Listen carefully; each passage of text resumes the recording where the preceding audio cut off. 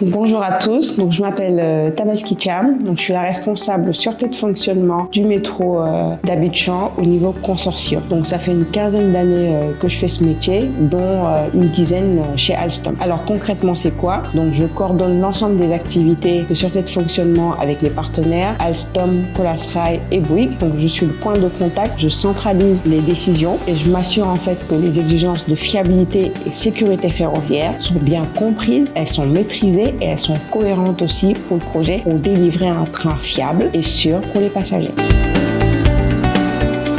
Alors, donc les risques, on peut en trouver à plusieurs endroits, mais principalement, on va peut-être déjà parler d'un risque sur un élément, par exemple un capteur qui fonctionne pas ou une carte qui est en panne. Ensuite, on va trouver des risques sur des interactions avec les éléments du système. On va prendre le matériel roulant et la signalisation ferroviaire. Donc, chaque élément doit comprendre un peu ce que l'autre fait, doit prendre en compte aussi ses contraintes. Et le troisième endroit où on peut le trouver, c'est par rapport aussi à la procédure. Par exemple, une consigne qui n'est pas comprise, qui a été peut-être mal écrite ou un opérateur qui ne fait pas bien la consigne. Donc ça, c'est ces risques qu'on peut trouver. On anticipe ces risques, on analyse les impacts et on essaie de trouver des solutions donc avec les ingénieurs et l'exploitant mainteneur pour toujours avoir un train fiable et sûr.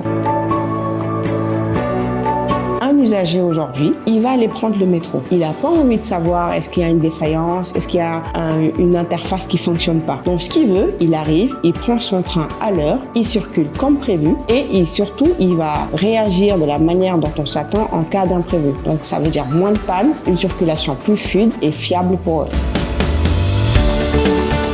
Mon métier, c'est un métier transversal. On peut vraiment pas travailler en silo parce que comme j'ai dit tout à l'heure, on va identifier des risques techniques et opérationnels. On va travailler avec des ingénieurs, on va travailler avec l'exploitant mainteneur. Donc chacun va apporter sa vision, son expertise. Il faut faire le lien en fait entre tous ces métiers-là. Donc c'est un travail d'écoute, un travail fait attentif et un travail coordonné pour sortir un métro cohérent dans sa globalité.